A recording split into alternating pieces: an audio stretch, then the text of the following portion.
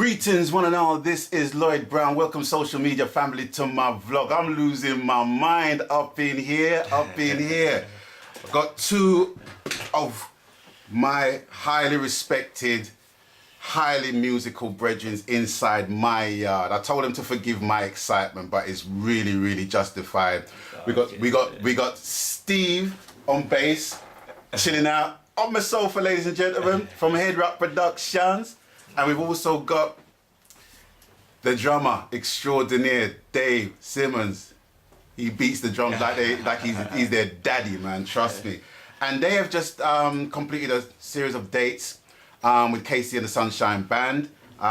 They played at Hyde Park supporting Phil Collins and Debbie Harry from Blondie and also Mike and the Mechanics.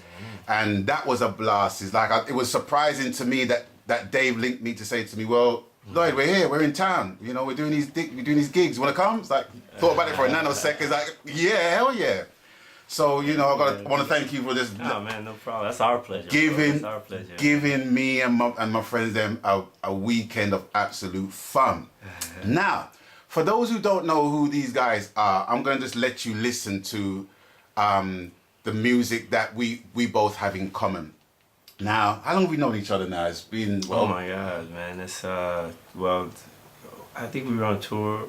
Which island? We met in Grenada. In Grenada, when you was touring with Kimani. That was probably like 2004. Yeah, so 2004. Around 2004, yeah. Right, so we're looking at, look at 13 years. And due to our mutual respect of each other's work, you said that you had a rhythm that you want me to voice, right? Yes, sir. And the rhythm was, what's it called again? Cruising Altitude. Cruising Altitude rhythm. And I voiced a little ditty called From the Root. And if you don't know what the tune is, it's featured on my Silver album, and it goes a little something like this.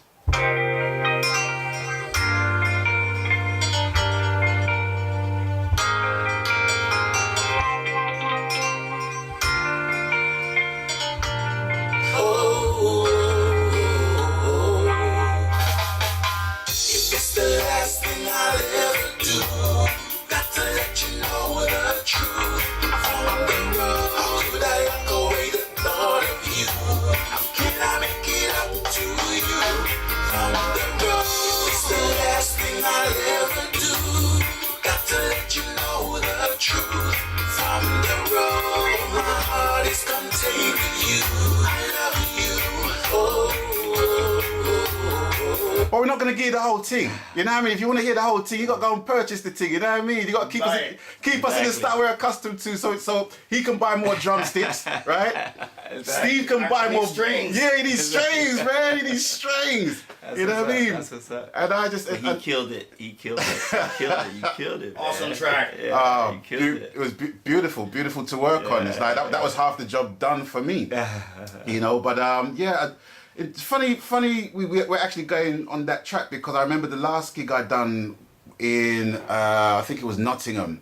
It was in Nottingham of last year, October, and literally a lady in the audience says, Mr. Brown, you're singing From the Root? Sing From the Root, man. And she started singing, really? And I said, we didn't have it in the lineup, but I promised her that I will sing it on the next show that we do up in Nottingham. So that song still remains one of the firm fan favorites. Awesome.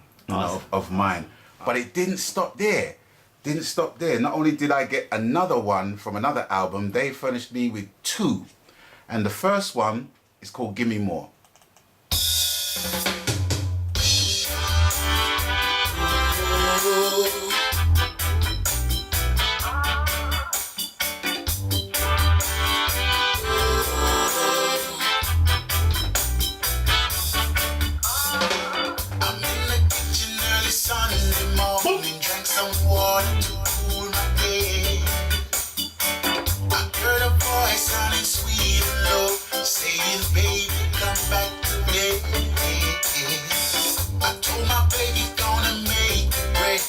Some papers I have not read. She let me buy you got unfinished business. Besides, I got the cure for your head. And she said, give me more, give me more, give me more.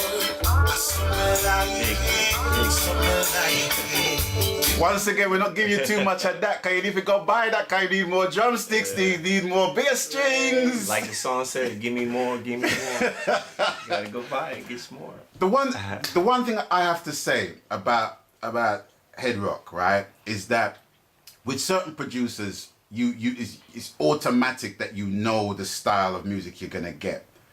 And with Heddrokk, how can I explain it? It's like the music I know I'm gonna get from you guys has what I call a spongy vibe to it. Okay. Like a spongy reggae vibe to it. And when I heard that rhythm track, it automatically put me in the mindset of Gramps Morgan meets Bob Marley. Yeah. Do you know what I mean? Okay. Stir It Up meets Come Back to Bed. That kind of vibe. And I was just on that. So you know, it's inspiring when you hear tracks and you have a young artist like Gramps Morgan and the King, Bob Marley, inspire you lyrically in that fashion when you haven't even got any lyrics to even put on the track. So True. yeah, man, give thanks for that. Give thanks for that. Give thanks for that. It's funny because even when we did the rhythm, I guess after even the cruise in altitude, we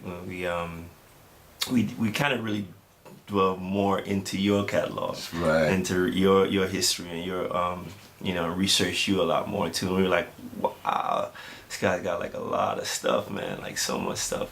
And you know, one thing with us is we always, I guess our perception is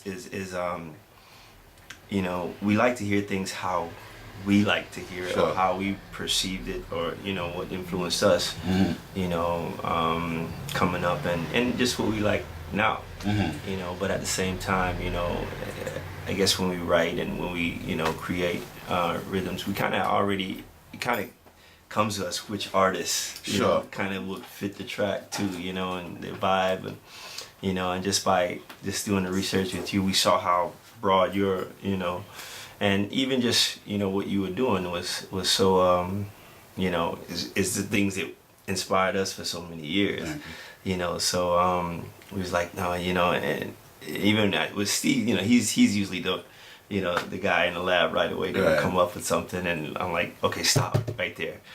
That's for Lloyd, you know, or that's for so and so, or that, you know, you hear it right away, and he hears the same thing because if you don't know, Steve, he's actually from yeah, he was born here in Leighton, right? Yeah, Leytonstone, massive East Side. yeah. Yeah, so he was born here, raised here, and just, you know, just gave the world his strings, man. Yeah, that's all I can say. Yeah, he's got the vibe, so you know. Absolutely. But I want to play for the people another track that has become a real firm favorite, pardon the pun. A lot of DJs are really loving this tune. This comes from the 20 album, and the track is called Firm in Love, and here it goes.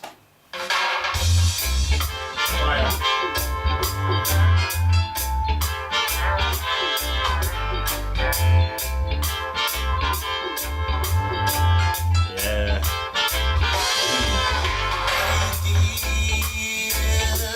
I'm never gonna leave that place in your arms around me. Your devotion, the endless supply, my cup running over. I cannot lie, this feeling I just can't hide. I'm standing firm in love with you, baby. My heart is in the shape of you, baby. And as always, we're not going to give you too much of the ting, because you need to go and support the ting. But that tune, I got to say, Dave, is like is out of all of them, that's the one that's really taking life right about now. And you know, unless people know, they don't know, and that's why I feel privileged and honored just in letting the people know where the tracks come from, where the inspiration comes from, because it's not just a one-man thing, you know what I mean? It's not a one country thing at the end of the day, because, you know, if producers from other territories like the States, Japan, Europe, wherever, they recognize anyone's talent and they produce tunes around that person's talent, around that person's voice, around that person's style. It only makes reggae bigger and stronger and better. You know, I think the days of regarding Jamaica as the I mean, you can regard Jamaica as the touchstone. You can regard Jamaica as a spiritual homeland for reggae, but reggae has just traveled so many places. I mean, you know, from my generation, it traveled over to the UK from the Windrush, and we more or less inherited that. But even still, it's like our understanding, our overstanding of the culture of reggae music and what people were singing about, we couldn't really identify with. So, from our standpoint, we had to make it more suitable for us. So we made Lovers Rock. We built Lovers Rock here, and in essence, it's kind of reverberated all around the world where people have their own take on what Lovers Rock is. And with the item, listening to what we come out with and you coming back and giving us what your vibe is, it's like, it just builds the thing and it just makes the thing more stronger. So I just want to thank you, and I want to thank Steve for just blessing me with 3 tough tunes. And I know those 3 tunes ain't the only tunes they're gonna furnish with me, because you think they're just here on they're not just here to visit, you know what I mean? They're here to basically do some works, you know what I'm saying? Hold on a second. We got a lot more. Yeah, look, there is Steve's, I'm gonna show it to you right now. I am holding the guitar case, right, that contains the bass guitar, right, that played with Casey and the Sunshine Band for years and years and years. I feel like an assassin right now with this thing.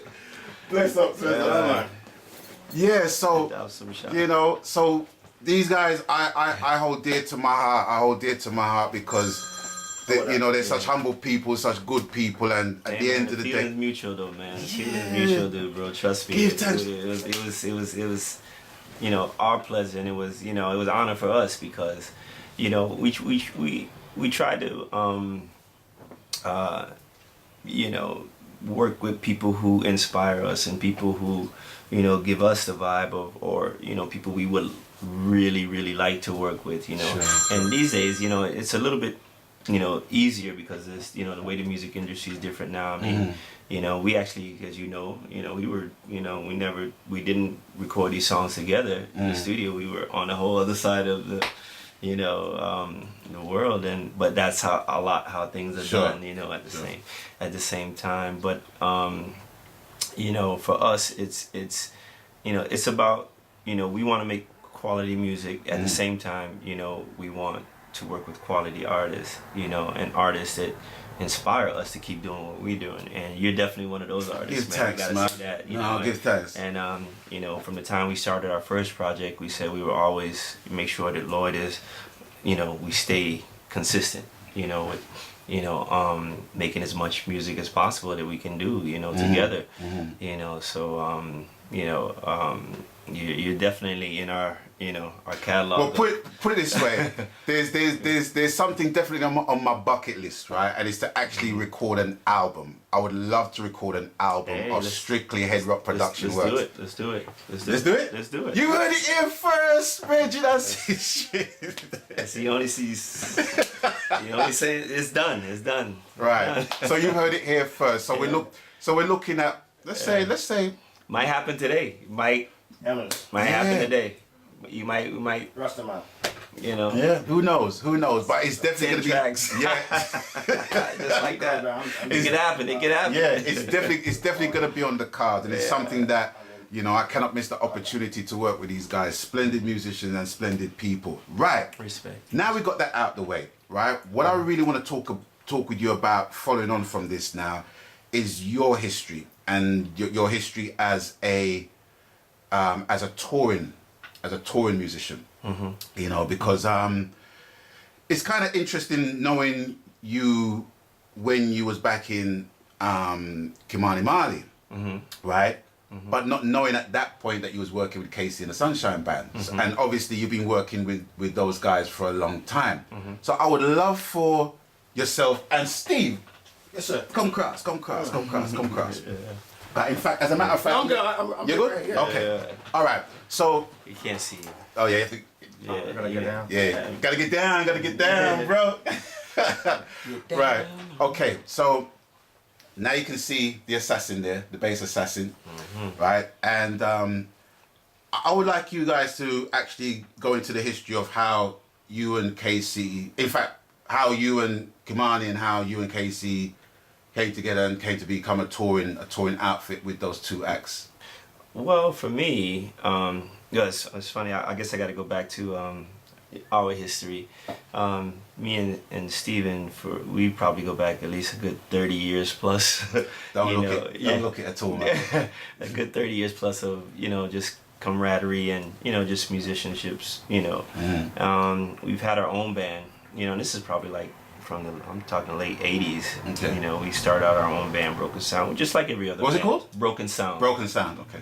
And basically, just like every other, up and coming musician, usually your aspirations are put your band together, sure, get your band out there, make records and tour, and that was the mindset, from the beginning. I actually started out, when I came to Florida, I was here with my brothers. Me and my brothers had a band. It was funny how we met because his band was playing next door to where my brother's band was playing on South Beach, and we were one of the first bands to play at the Clevelander, which is one of the primary hot spots of South Beach. They were right next door at Tropics, and it was funny. These guys would come over, and it's funny because he looked just like this, just like he looks right now, and he would walk over him and his guys from his band, Brian and so forth. You met Brian before. He's actually the guitar player on a lot of our stuff, on a lot of your stuff, all of our stuff. So they came over to see us, and we're like, okay, who's this new band? And I'm going over to see them next door, and it's funny because they didn't have a drummer, and I would walk over, but they were killing it without a drummer. It was like four or five piece band that they had, and they were singing their butts off, man, and just they had the look, everything. And I'm like, wow, these guys are great, and it's like, wow, they just need a drummer, But at that point, I was with my brothers, which was I'm trying to make that. Yeah. So anyway, make a long story short, my brothers disbanded, and I was ready to make a move. Basically, my thing was, okay, LA. That's the mentality. Sure. You want to make it big, you go to LA. But so happened that I ended up sitting in with these guys to do a gig, and it just all everything just worked out. Everything just kind of gelled like on the first show, and from then on we had this bond, and we were just like, okay. And the thing was, they had that same mentality. They had that, okay, no, we want to make it, but we're gonna do it here. Okay.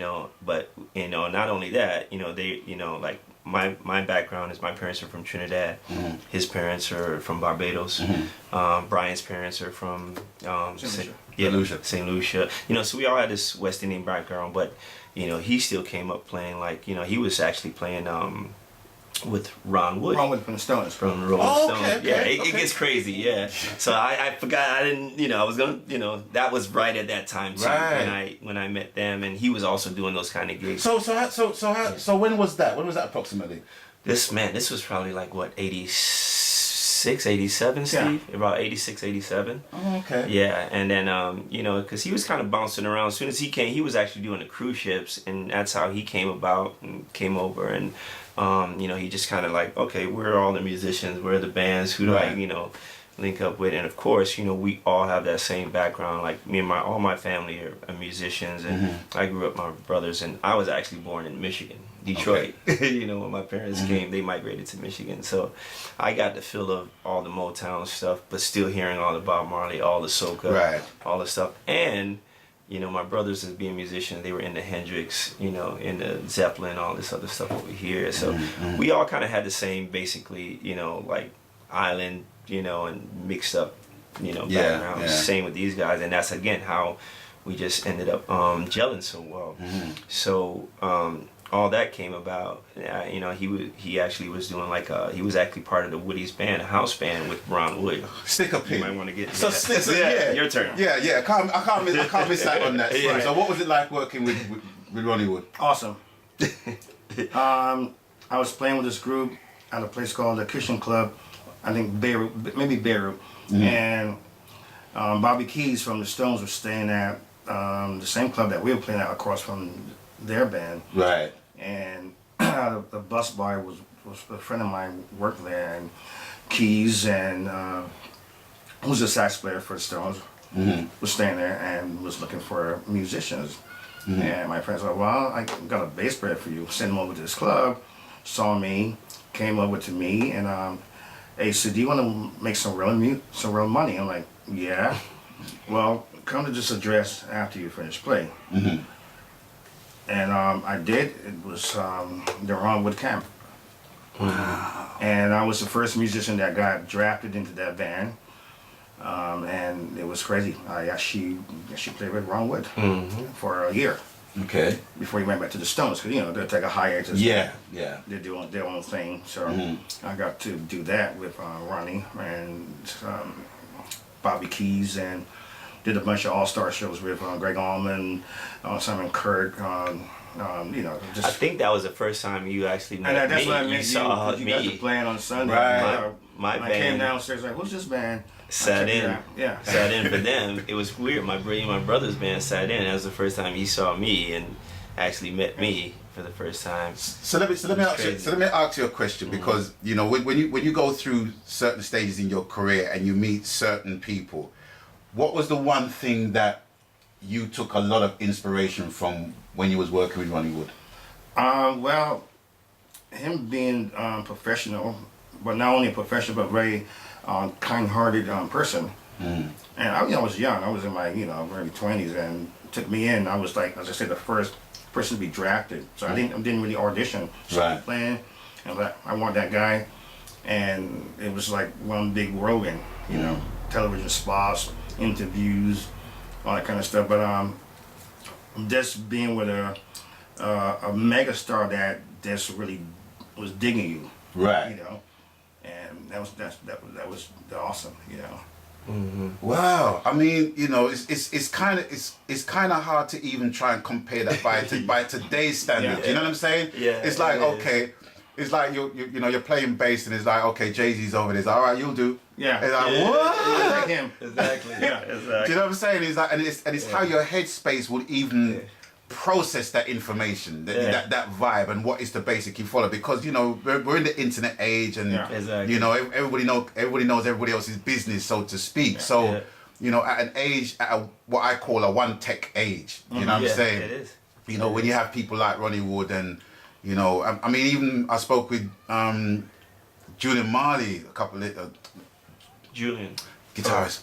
I keep getting Julian and Junior. Junior Marvin. Sorry, sorry about that, bless. But he was talking to me about how I think he had the opportunity to work with Stevie Wonder's band, and then all of a sudden it's like Bob came into play, and that was it. It's like he liked the vibe, he liked his vibe, and then he basically moved on to there. And from that era, to me, as a younger in this thing, it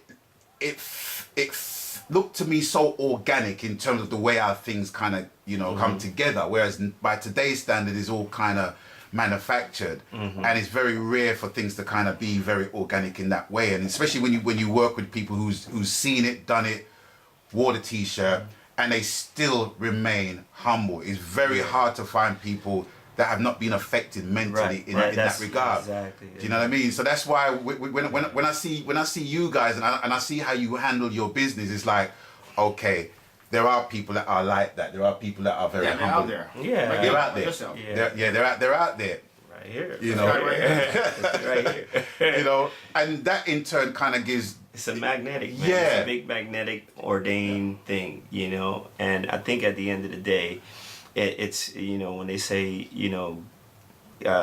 great minds think alike. It's kind of like that. And like I said, my headspace was, okay, get out of Miami. This is not where you're supposed to be. But when you meet cats like this, and then you see him play, and then you hear him, and then even just how even then they were he already had. Just looking at him, right? He already had to look like he was a star already, and which is kind of, especially in that time, it was it's kind of almost, you know, you want to kind of put yourself in character and dress the part and become that person you see yourself at some point. I gotta say, sorry to Yes. cut you again. I gotta say, it's like when I saw you guys at Coco's, it was like I felt like I was Marty McFly, and it's like I was in 1974. You know what I'm saying? Nice. You know, just the vibe that everybody had on stage. You know what I'm saying? And you know, that all plays a part as well. So yeah, and which kind of leads me to more or less the current situation that you were with in terms of Kimani. How did the Kimani thing come about? Yeah, I guess it took me a little bit to get to that. So basically, again, as we got together, we did our thing, and our band, we were kind of at a point where, you know, we were together, and I honestly, I think, you know, we literally told ourselves we were going to be the next Third World. Right. Or the next. Oh, that's Steel Pulse. Yeah, or the next Oswald. Right, We're super Oswald fans. Major Oswald. Major Oswald fans, and Steel Pulse fans too. You know, so you know, we you know, these were like bands that were very dear to us and great. You know, we were solid on, you know, the vocals and, you know, the whole instrumentation thing, and you know, that was our mindset, and we're geek freaks too, you know, we're gear freaks. So we always, you know, we were always about technology and trying to have whatever it took for us to sound bigger, a little bit better, and stronger than the next band. Well, you know? cut about the rest, right? Yeah, exactly. So,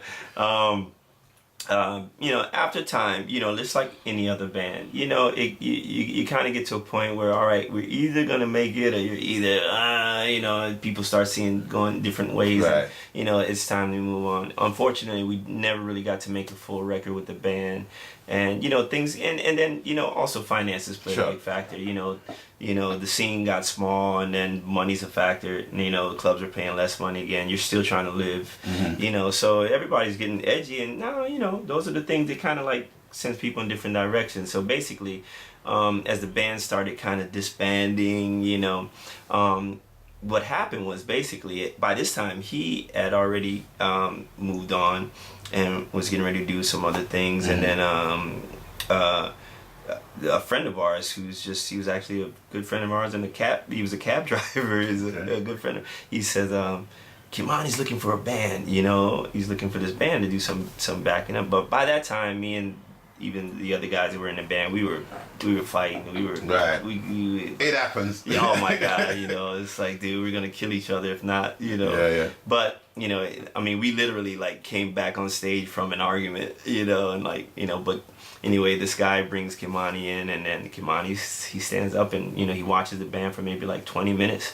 He's like, I want that band. You know, and that's kind of like where things changed at that point, you know. And next, by the following week, we're sitting in this, you know, big record, you know, office, you know, the record company office, and, you know, big table, and next thing you know, and that's kind of how it started. Right. And from Kimani, and then at this point, I think, Steve, you started doing Safari. Yeah, actually, he started another band. He actually started another band that actually ended up touring over here also. So what was the Safari band? What was that bag? That was just maybe a little improved version of the last band I was in. Right. So I would say, but you know, anything I'm a part of has to be, you know. Right. Okay. So we took it out a little bit. We did some touring around in Amsterdam, that kind of places, in Europe and stuff, man. Good band. Yeah, they were a really good band. Very great vocals. Very vocally, very super strong vocals. Stuff. Yeah, good show bands, sound great. So, you know, again, they did their thing. We were doing our thing, and at that point, you know, our band had disbanded. And by that time, we kind of became pretty much the backing band for Kimani. You know, and then even at that process, then it was just like, you know, different musicians started coming in and out. Okay. You know, the core was still there, which was me and Brian, which is the guitar player who plays on most of your stuff. Yeah.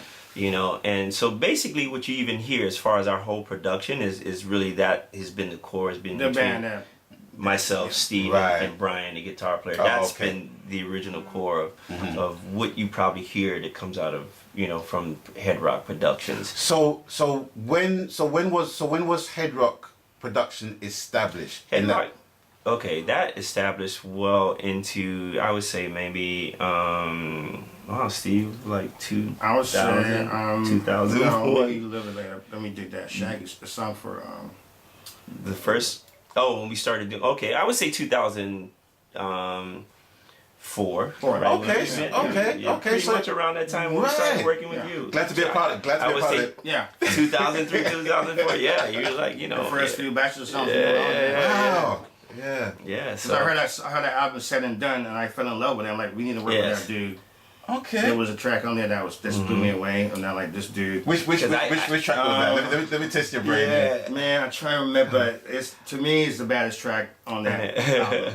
And I told him when we were doing the rehearsal with you, when we were gonna back in, I'm like, dude, we were rehearsing with this dude. This dude's crazy. He's got mad voice, yo. I'm like, I don't know this cat. You know him, Steve? Yeah, Lloyd Brown. He's from London. I'm like, oh yeah. I'm like, dude, I'm playing with him right now. And all I know is that we need to somehow work with this guy. Oh, yeah. We were totally into that vibe for a while. See. And that's pretty much how, it started really coming along. And, so right from at that point, we started solidifying, working with artists and, like getting our tracks to people, getting people to listen to what we're doing and getting them interested in, because we didn't want to just be, our thing was always, first and foremost was to be live musicians who played and toured, and that was our dream. But we still realized, we learned early too how important it is. As a matter of fact, he was always, he was in the band, he was the first guy to have a computer. Right. He was the first guy to have a sampler in our band, and we were like, oh, okay, what's that? What are you doing? He's like, oh man, we need this stuff for recording. And, so he already had the mindset of like, we gotta record. Right. That is the most important thing. And for all you musicians out there, at the end of the day, that is the most important thing. Publishing. I keep saying this till I'm blue in the face. It's like tours. You can run down tours. You can run down shows. You can run down concerts and you can tour 365 days a year. But if you haven't got the catalogue that will stand up long after the tour's finished, what have you got? Record is for eternity. See that? It's for eternity. It's for every other generation after us. Absolutely. So it's important, and also, like you said, at the end of the day, we can tour and see the world, which is great. It's a beautiful opportunity, but that's immediate stuff. Musicians have a tendency to not pay attention to, which I was explaining one time, a guy, which was a bigger picture. Yeah, it's a bigger picture, which was Michael Jackson. He says, David, what's bigger? Music business. What word is bigger? And I was like, oh, okay, that makes sense. He says, take care of your business. Your business is the most important. He says, always aspire to be better and continue to get better as a musician, as an artist. Work on your craft consistently, but make sure your business gets intact. And that's the biggest part of it. And a lot of musicians don't do that. And a big part of it, making sure your business is intact, is that when you do get older and when you can't tour and when you're tired of touring and all this stuff comes around, at least you have residuals and you have things coming in. It's going to always, support you along the way and support your family along the way. Speaking of which, we're moving swiftly and a nice segue into Casey and the Sunshine Band. Now, where do I even start with that, brother? Where do I even start with the guy's music? Okay. That's a Steve thing. Right. Too. 1973 is when we started. Right. 1973. Now, I'm going to speak to the young'uns right now. For the young'uns who might be of an age where, they don't have a care in the world and they like to play computer games and stuff like that, right? Grand Theft Auto 5, right? Yeah. Well, in fact, within the whole Grand Theft Auto series, they always have a playlist featuring different radio stations, and they feature different personalities. Like on Grand Theft, because I'm a gamer, I like gaming. You see that, yeah. Right. Yeah. Big time gamer. You haven't seen this collection yet. Yeah. Oh. So with Grand Theft Auto 3, 4, and 5, in 3 you had the reggae station. I think it was Tough Gong, and you had Sly and Robbie were the DJs. Then in 4 you had Carl Bradshaw, who was a famous Jamaican actor, played in The Harder They Come, right. And I think it was Countryman and Smart Orange. Yeah. Now this time around, in Grand Theft Auto 5, on the reggae channel, you had Lee Scratch Perry, who was the DJ. But then there's other channels, like you have like punk rock channels. You have old school soul classics, which Pam Grier was a DJ on. and then you had I think it was that action that featured I Get Lifted from Casey and the Sunshine Band. Yeah. And they also had the other version, George McRae's version, right?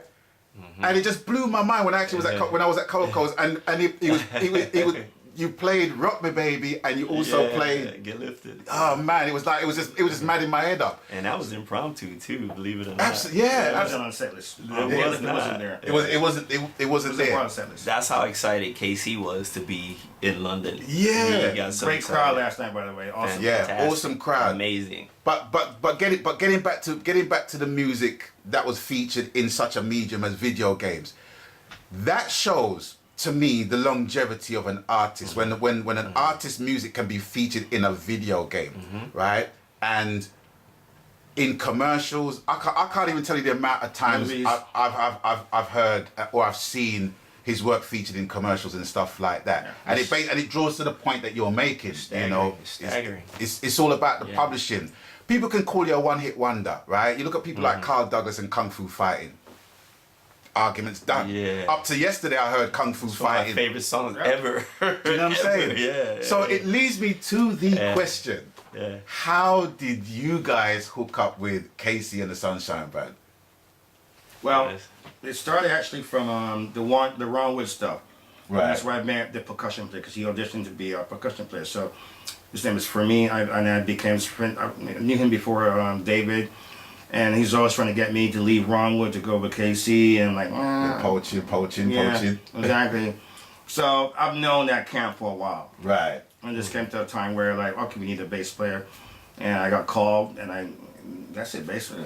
Okay. Well, I'm gonna add to that. Now, one thing he's leaving out is that after I did the whole Kimani run, and actually all the brothers, I toured all of those guys too, and that was probably about a 12-year stint.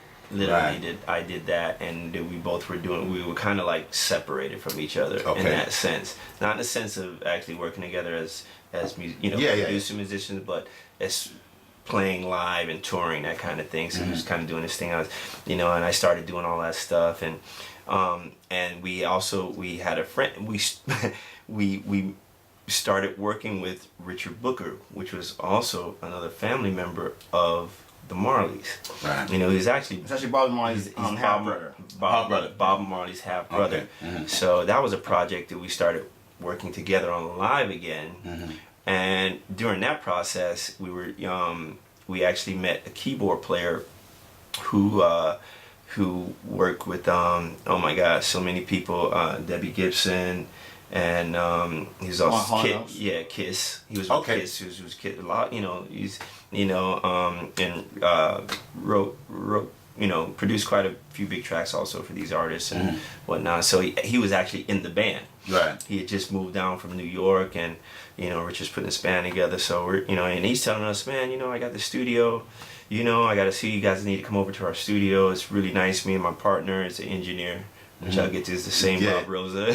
And, so we're doing this project, and we actually did a gig together, and then we finally got to the studio to meet Gary's partner, which is Bob Rosa, the Bob Rosa. He's probably one of the most, prominent engineers in the world. He's amazing. He's did so many hit records, from Blood on the Dance Floor, Michael Jackson. He was actually Prince's most favorite engineer of all the engineers that he's had, throughout his career. And that is saying, and that's saying a whole lot. Yeah.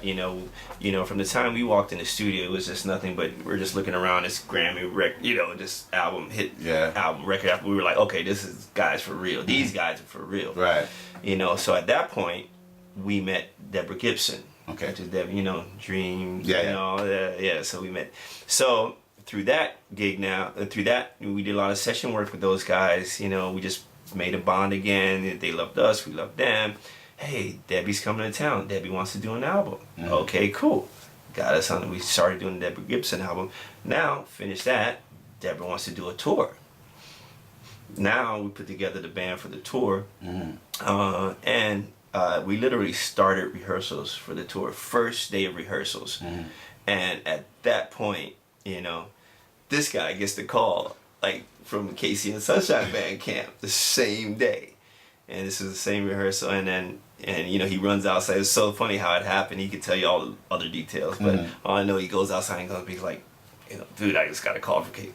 And, you know, we're rehearsing with Debbie Gibson, you're ready to do this gig, you know. So apparently the bass player just got fired or something like that. Right. And then they were just like, you know, and of course, the next guy in line, this guy they're looking for is this guy.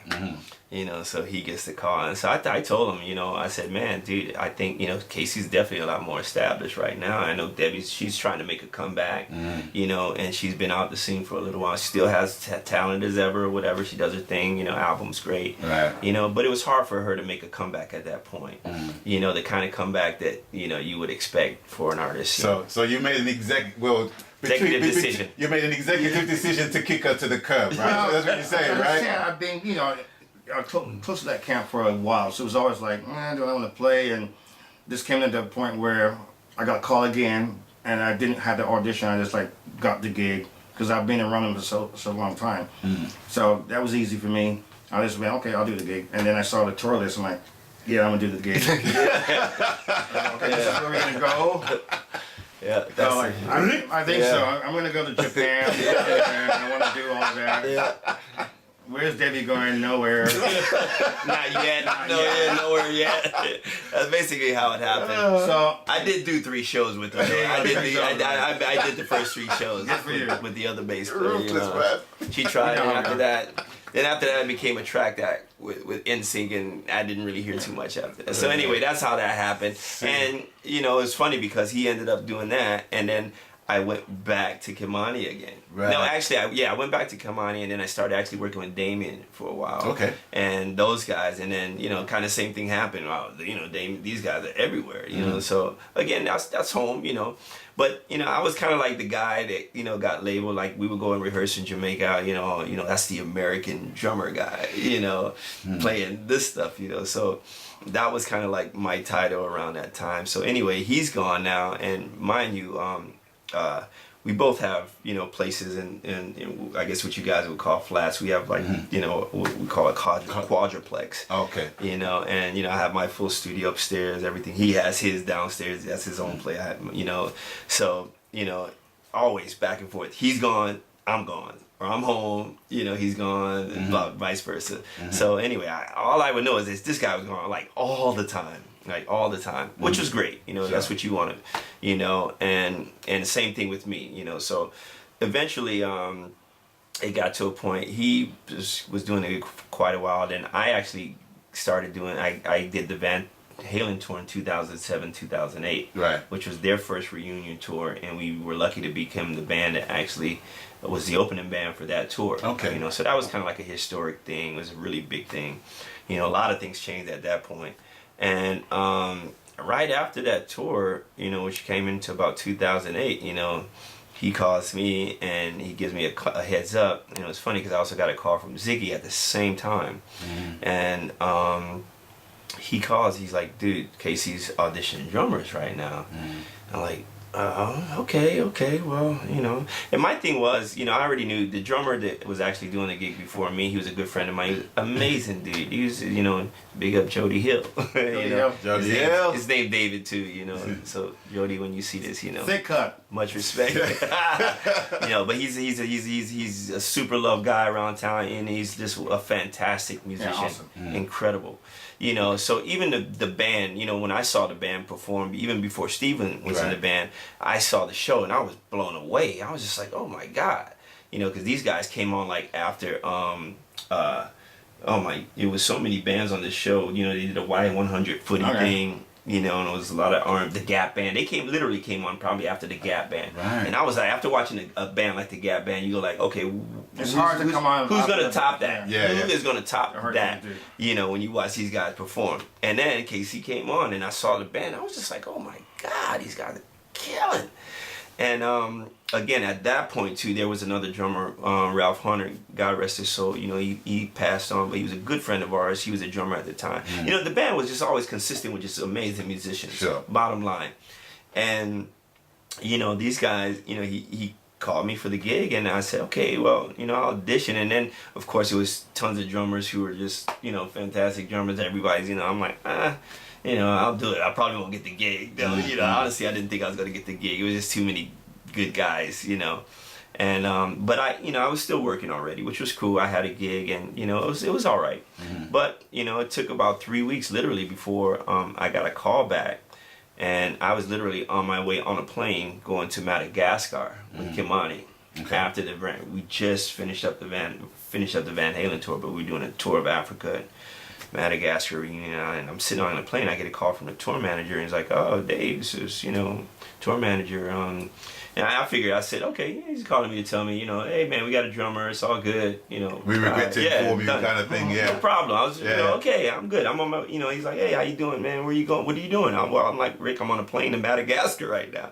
He's like, well, when are you gonna be back? So, you know, I said about a week. He says, well, you know, okay. Well, he says, Casey seems to like you, and the gig is yours if you want it. And I was just like, I looked at the phone, and I looked back, and I looked at the phone again. These are the problems we wish we had. You know what I'm saying? Yeah, it was just one of those kind of surreal moments, and it's like, wow, this really, I didn't, you know, it's nothing I didn't. And again, it helps when you also have your brethren in the band and people that you know, you know, at the end of the day, because the gig is sometimes always not about just, you know, you having so much talent. It's about you being able to gel with the crew and be able to get along. You know, what I noticed, like a lot of bands always, you know, a lot of times auditions are just like, let me take you out to lunch. Hey man, I thought we were gonna play. No, let me take you out to lunch, because they want to know what the hang is gonna be like. Because that's what it's all about. It's like, okay, what are we gonna do when we're not playing? How are we gonna get along when we're not playing? How are we gonna get along when we're in quarters by, you know, rooms by ourselves, whatever. Yeah. You know, so that's very important to, I think, any organization and any band. So and that's a big thing, and the vibe is very important, because you know, you don't want a group of guys who just hate each other and they can play. It's not going to make, the chemistry's eventually going to fall apart. So I ended up getting the gig, and this was in 2008 for me. So for me, that makes it maybe what, almost 10 years now. It was 2007. Well, going 9 years and some change. Steve's been in the band what? 99. Yeah, since 99. Okay. So yeah, you know, he's, so that's pretty much how we, you know, those are the transitions, you know, from our careers. So let me ask another question. Yes. How come it took you so long to get here, man? To get to London, or what do you mean? Yeah, to London. Oh, I know. We had a bunch of shows that were booked, but for some reason. The O2. We were supposed to do the O2 a couple of years ago. Yeah, I mean, this weird things happen, you know. I might say this. One thing I do, I may add, is probably because we're KC's organization is still one of those old school organizations. If you see us, if you see the show, ever get to see the show, or you'll see that it's 15 people on stage. So it's still like the old school. KC still brings it, like, you know, you getting horns, you getting everything, all the shebang, and you know. So these days, you know, as you know, things are different. Yeah. It's not easy to accommodate, you know, 15 people. It's not only 15 people, because we also have lighting crew. So it's like sometimes 20 people in a hotel. Right. You know, so the logistics is hard to. That's pretty much our standard. It's 20 people, so it's not easy. And the thing is, you know, we're a little spoiled. I gotta say, the band's spoiled. You know, so it's like, you know, everybody just, you know, we all have our own room. So it becomes, you know, it becomes a big ticket after a while. So it's not always the easiest thing to maybe book us, or, you know, make us the easiest package. But you know, those are like probably most of the logistics, you know, when it comes to things like this. But we still do travel abroad. We still do have people to accommodate us, because Casey does like to, when he travels, he likes to make sure and has everything he needs, you know, to do his show. And that's one thing that a lot of, you know, unfortunately, a lot of artists, you know, you have a lot of artists that would go out there and be like, okay, no, I'll just do some tracks, and then I won't bring my band. Right. You know, because I can get by and make a few extra bucks by just doing some tracks. But that's not that mentality. Those guys, you know, I mean, we tour with people like Earth, Wind and Fire, you know, Kool and the Gang, you know, Air Supply, Morris Day and the Time. Yeah. I mean, pretty much anybody who's alive from since those times, we're pretty much on shows or touring with them or packaged with those groups. Right. You know, our booking agency is, you know, they do pretty much, you know, all these nostalgic acts, you know, which is Dolly Parton's booking agency, and you know they're still interested in making sure that these bands are still getting out there and to be able to perform to people. You know, we don't use tracks, you know, nothing. Yeah. Everything is live. Everything is right there, what you hear in your face, you know, on you know, real time. And that's got to be a testament to, you know, to just the discography of Casey. You know what I'm saying? It's like, you know, from the music can stand up, you know, from there's a market for it and there's a loyal fan base for it.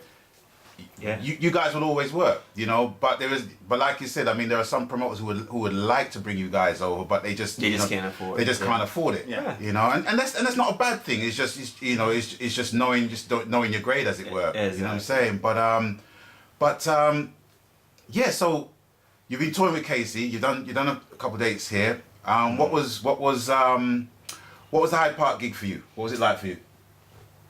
Awesome. I mean, it was, last night I think was like the best crowd we had all year. Sure. Like the best. I mean, you guys were awesome, singing the songs. Hyde Park, you know, it's Hyde Park. You know, yeah, it's a distance between, Yeah. you know, usually the artist and then the audience, even though it's thousands of people out there, which is But awesome. last night, this people came to see us. Right. Right. So that was a difference. I mean, Yeah. It was awesome. Hyde Park was like, all the other acts was great. Last night was, I think, the best show. Yeah, 'cause it's more of an intimate Yeah, setting, and they came to see you. See you, Yeah, we kind of felt like we were more like, you know, like the fans, you know, at the Hyde Park show, because we wanted to see our peers, you know, Blondie and Mike and the Mechanics, and MPG. of course Phil Collins, yeah. and also MPG, which is Prince's band. They were there. I mean, it was a fantastic lineup, and we were just honored to be one of the acts that were invited to do the show. And it was Casey's first time back in a long time. Yeah. You know, it seemed to be well received. 18 it was, years. Yeah, 18 years pretty much. And but for even us too, you know, we'll do, you know, festivals like that consistently, stadiums, arenas. We do, you know, pretty much all the different venues, even down to casinos. Right. You know, but for us, it's like we enjoy the smaller venues because it's just so much more intimate, and then you really feel the energy of the people because they're so much closer to you. Absolutely. And it's like, you know, you can touch them almost, and it's like right there and there. You can see their expressions on their face. You can see the, you know, the sweat. You see it, everything. You see everything, and it comes back to us, and it makes us, you know, want to even perform better. You know, so, and I gotta honestly say at Coco's, oh my God, yeah, it was crazy. It was crazy. You know, the energy we got from the audience.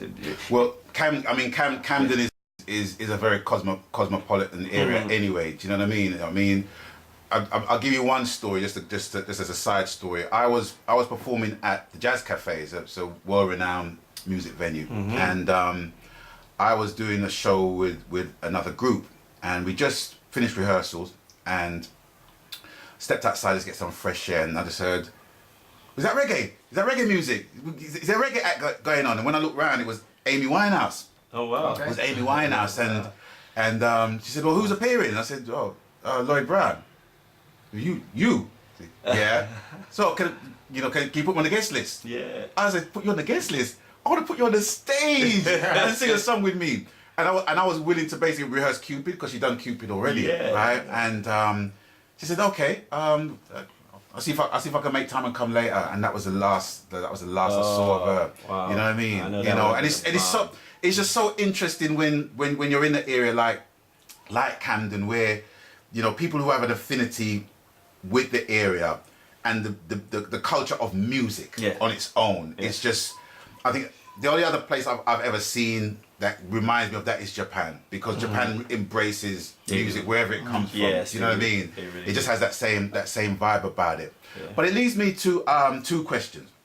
Okay, so what is in store for Casey in terms of recording new material, collaborating with other artists? I mean, you did give mention that he was interested in doing some reggae stuff as well. Yeah, I mean, he says a lot of things. You know, he says, Yeah. You know, his you know, his everything's open now for him. Right. What's funny is this, that it was maybe about 4 years ago now. Me and this guy, we were kind of like in a, you know, we do a lot of work out of Circle House, which is, I'm sure you're probably familiar with. It's an Inner Circle studio. Yeah. Bad Boys, big up Bad Boys.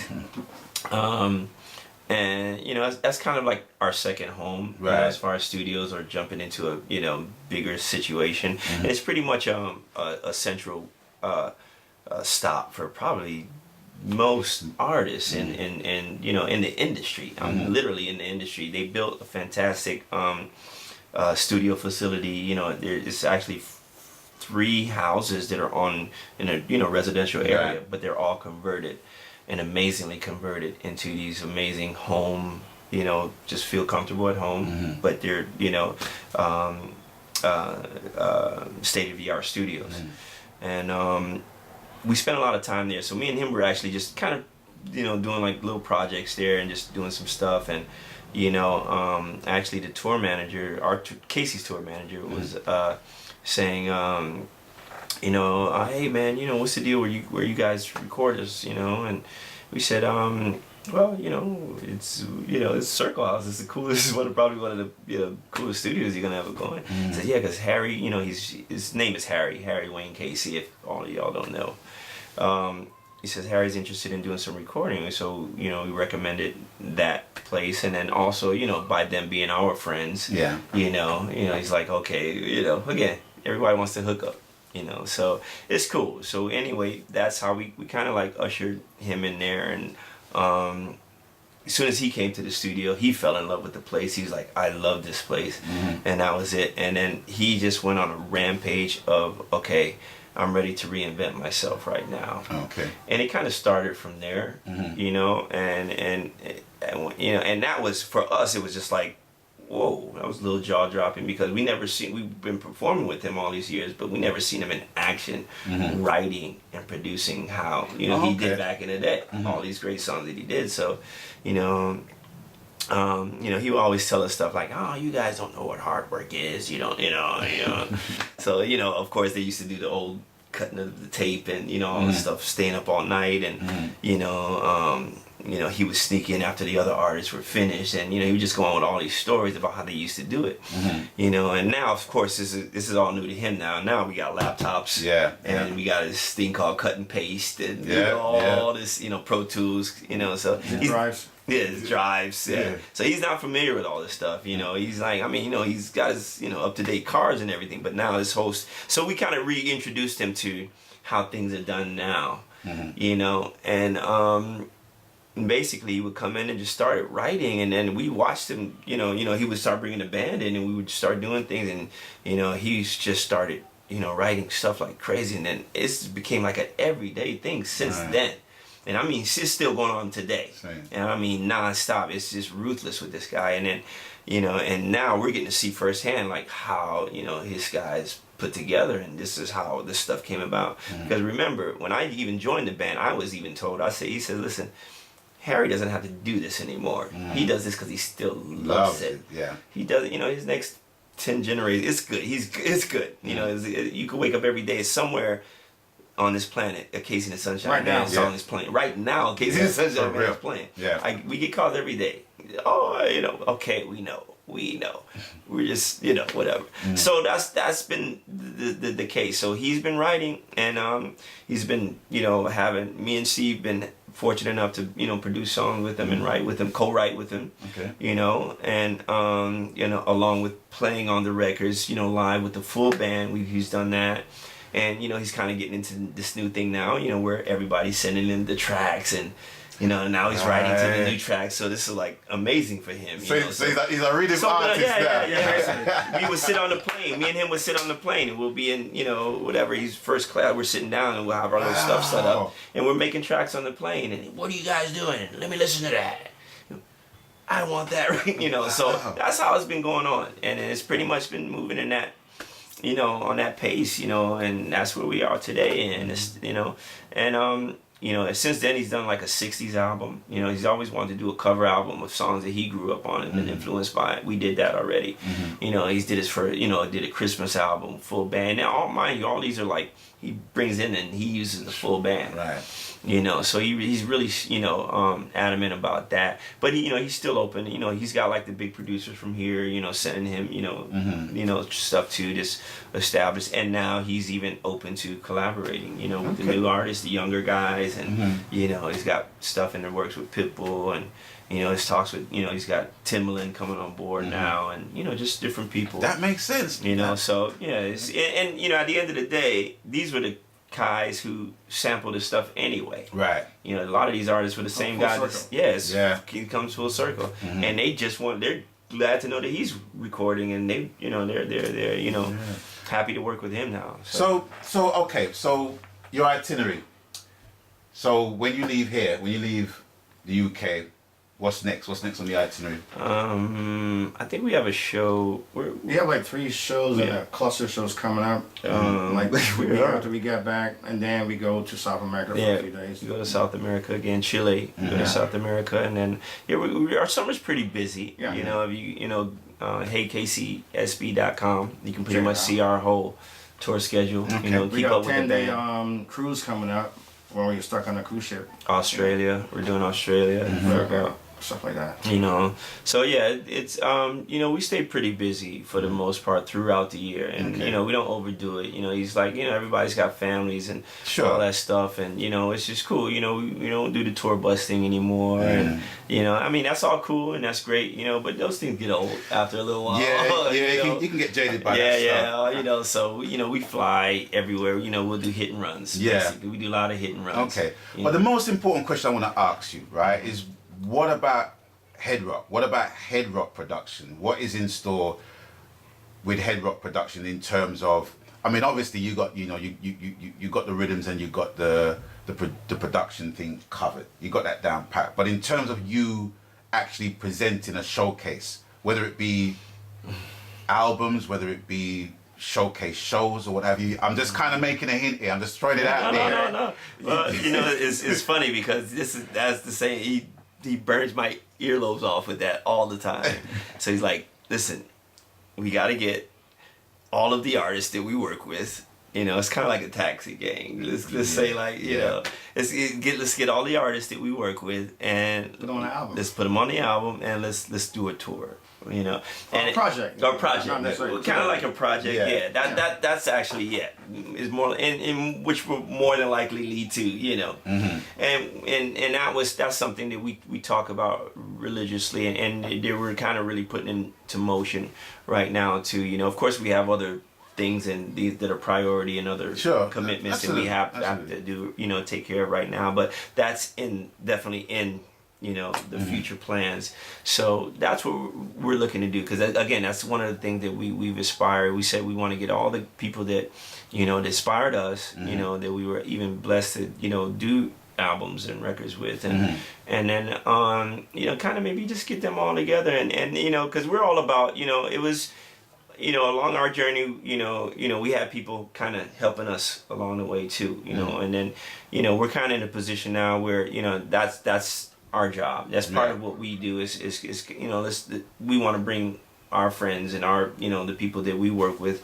along too, or it's just hand wash hand basically. I think at least when you have that mindset, things bigger things and a lot more opportunities open up. We've never been the kind of guys who were just it's about, okay, let's just make this quick dollar. Oh no, let's just go and run down. Yeah, you're just sowing seeds. You're sowing seeds. We that comes anytime. It's not a big.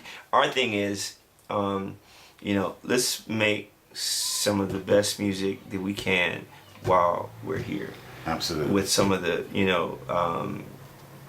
some of our most coolest friends and talented artists, like this guy right here. You heard it here first. Mr. Brown. Full dollar spent.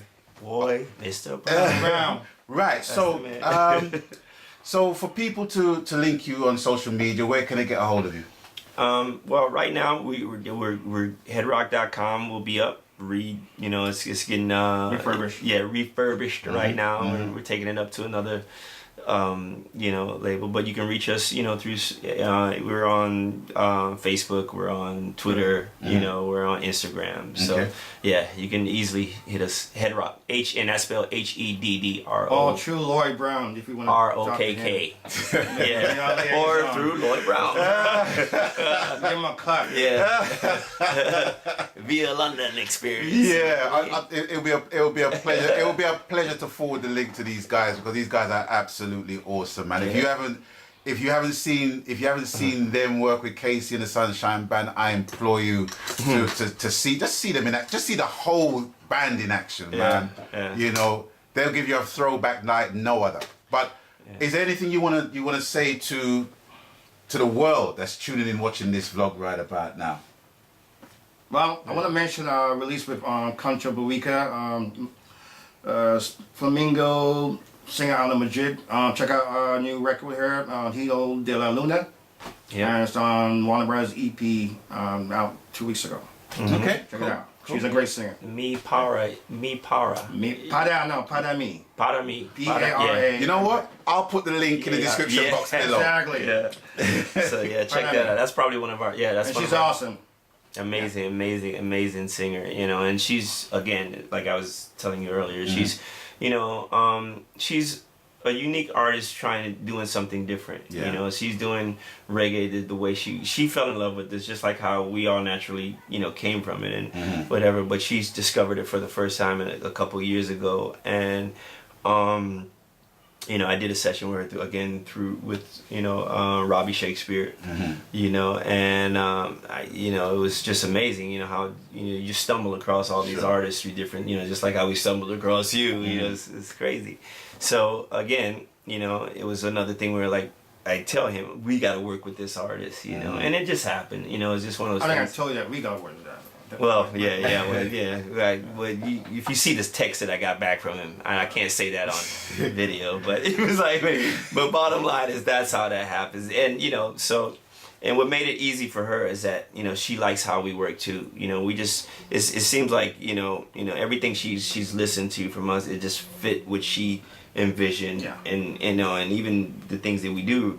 You know, she'll come up with things, you know, just on the fly, you know, and that's the way we like to write. You know, that's the way we like to produce. We like to produce music just as, you know, like, you know, wow, who can we see on this? Or, you know, like, this really makes us feel good. Now we just need the right artists on this. Now we just need the right artists, just, you know, and that's our thing. And is, you know, as long as if we can just keep that, you know, going, and that's our thing, is, you know, our goal is just to work with, you know, as many great artists as we can, you know, and you know, just leave a blueprint of you know, even more things. Legacy is what it's about. It's what it's about. As long as you're perpetual in your motion, and as long as we have the health and strength, and we're blessed by the Father, by the Almighty, by the Most High, it's all good. Important. It's all blessed. And as in the immortal words of Buju Banton, we could go on and on and on. The fool has never been told. But I just want to take the opportunity, Dave. Dude, that's our pleasure, man. Oh, man. Mr. Brown. This guy, Bless up. amazing. Yeah. Amazing. It is good to link up with these guys, whether it be through the internet or live or what have you. It's like whenever I get an email from these guys, it's like Heddrokk Productions, we got a rhythm for you, and it's like, whoa, I can't wait to hear it. You know, it's an absolute pleasure for me to work with these guys, you know, and that's all I could. Today it's not an email though; it's the real deal today. Yeah, man. Yeah. It's gonna happen. And they have told me that they've got a trailer load of rhythms waiting for me to listen to and vibe off. So you know, we got to get that going on, because when you guys leaving? Well, I'm probably gonna head back to the States a few days early, maybe tomorrow. I'm the 7th. He's gonna be here for a few days. He has family here too, and you know, whatnot. And I mean, I also too, but I still have, you know. Hi, June. Yeah. My sister. Yeah. Family. But yeah, it's been a pleasure, Dave. It's been a pleasure, Steve. Dave and Steve from Heddrokk Productions. If you Lloyd know, Brown you better ask somebody. Yeah. That's what's up. If you want to link up with them, please link up with them. Just tell them that Lloyd sent you, man. Tell Lloyd Brown sent you, and it's all taken care of from there. Please do. But it's time to bounce. And as always, you done know the coup. Oh, also, one more thing I want to add. Yeah, sure. Real quick, make sure y'all check out definitely the Grassroots Rhythm. That's one of our rhythms too. It has multiple artists like Egyptian and Turbulence, Holy Power artists. I Wayne, Cruising Altitude Rhythm. Pressure. Which has Pressure. Yeah, a lot of course. Boss Pipe. Yeah. The other one. Cruising Altitude, I think. I think he's on that. No. Yeah, he is. One of the Sizzler. Okay, but bottom line, when you go to Heddrokk, you'll get them all. Just Google that. Yeah, you'll get Google them all. Heddrokk. Heddrokk Productions. Yeah. Just Google that, and you'll just get the full 100 of what they're capable of. But yeah. Other records. Other records on sale and in store. Listen, I gotta hear these rhythms. So I'm gonna bid you guys adieu. And as always, you done know the coup. Please, people, abstain from all kind of foolishness wherever possible. See, Yes. make it positive and upful. See, and bright. Ross. All right. So it's with that. Until we catch you on the next video. Stay blessed. We're gone. One love.